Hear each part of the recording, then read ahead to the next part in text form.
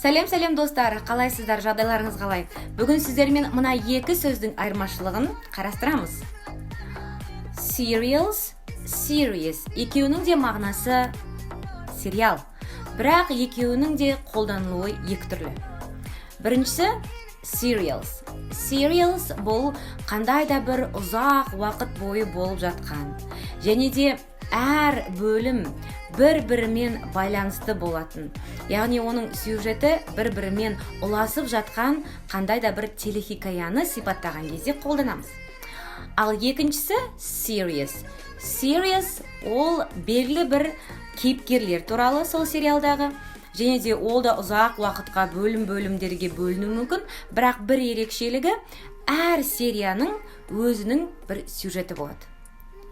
Яғни әр серияда бір жаңа бір оқиға болып отырады.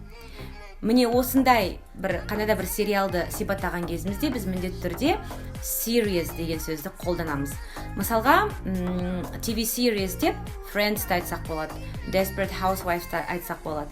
Немесе serial деп Sex and the City сериалын айтсақ болады. Енді барлығы түсінікті деп ойлаймын. Егер де қандай да сұрақтарыңыз болса, міндетті түрде жазыңыздар, бәріне жауап беремін. Thanks for watching. Bye.